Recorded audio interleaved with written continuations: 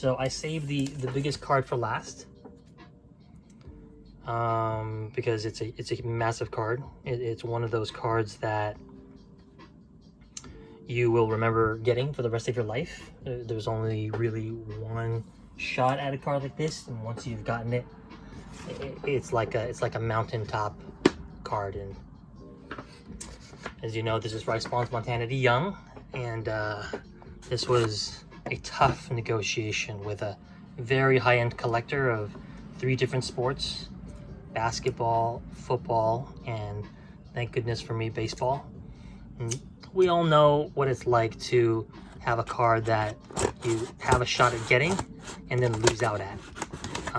We've all been there before. For me, for whatever reason, that affects me in a way that it is actually negative. It's usually a card that I can't forget and sort of haunts me until I finally land it. That is indeed what happened here. And right around the time that I was able to pick up that beautiful 1998 Essential Credentials at the National, I was so torn up about it that I kind of went on hiatus for almost half a year. And as it's been pointed out in the Essential Credentials interview that I did with Matt, I had a crisis of confidence and almost considered not collecting Bonds anymore because I thought maybe he was going to be too expensive. But it was during that hiatus when this card was first offered to me for what would be a song compared to what I ultimately ended up paying for it. I ultimately ended up paying over 3 times what I would have paid had I just accepted the sale offer at the time, right after the National. But you learn the hard way. I learned that lesson a couple of times over in quick succession. The most obvious card in that story is the pink Essential Credentials, which I've done sort of multiple episodes of podcasting on. But little known to pretty much anybody is the struggle that I went through for this card. And I remember during my hiatus, this particular collector came to me and presented this card and really offered it at a reasonable price at the time. And because I was just so bummed out about where the hobby had gone for me at the National, I declined, and then proceeded to regret that decision for, I don't know, a year, 2 years, until finally the occasion arose again where the seller wanted to sell it and offered it to me, and we went back and forth. And the big reveal is none other than the 1997 certified gold team mirror out of 25. And he sent it in this luxurious case, which was above and beyond the Call of Duty. I mean, this collector really has some of the most amazing cards of the era in his possession, and I really wasn't sure we were ever going to do a deal just because the cards that he has are so darned high end. But as you can see here, this is numbered 19 out of the 25 that exist at this card.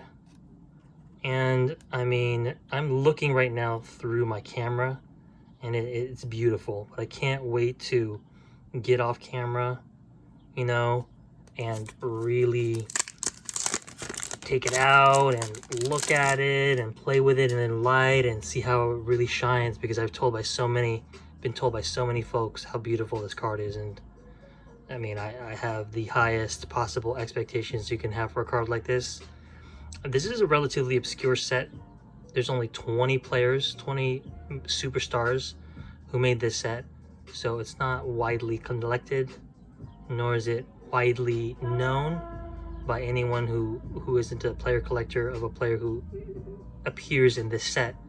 But for those of us who have a player in this set, this is considered one of the Mount Rushmore cards in existence. And I mean, it's not hard to see why. The shine is absolutely beautiful. It very much resembles the kind of shine that you get from the 1997 gold mirror from the same set. The largest and most obvious difference being that there's looks to be like etching or foil here on the outside where the gold is, which plays the gold shine and the rainbow shine off differently than just the foil, the flat, smooth, luscious foil part, the silver foil part of the card.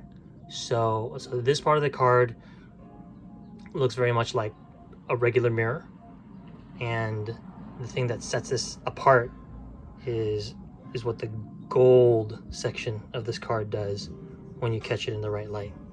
So this is what it looks like in natural light, this is what it looks like in old-fashioned light, and this is what it looks like in LED lights.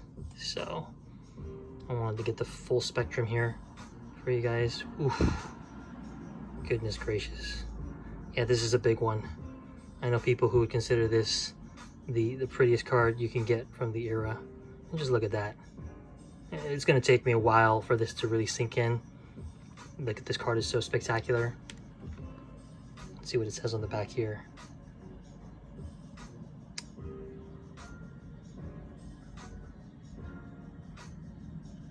An ode to Barry Bonds. So Al, I don't know to what extent you're okay with me sharing the fact that I got it from you, but thank you so much, Al. This card is the bomb. Whew. Goodness gracious. How many other times are we going to be able to open up a packet and get a card like this in it? Not very many. Now it's a question of what I'm going to do with it. Should I send it in to get it slabbed? Should I peel it first? I mean, I hesitate even to open it because, ooh, goodness gracious. Wow. That card is gorgeous. Ooh. Man, I'm gonna have a lot of happy hours staring at this card. Anyways, that's it, guys. Quite the mail day. This was so well protected by Al in a one touch, perfect fit. And then I've never had one of these cardcasepro.com luxury cases, but this looks like some kind of pleather, and it just punches up the luxuriousness of this card. Crazy. I mean, to open up packages and get a card like this, and then Tech Gold from 99, the Mirror Red from 96 Select, and then 2 early to mid blue Donruss die cut inserts. I call that a mail day for the ages. All right, thanks for watching, guys. See you next time.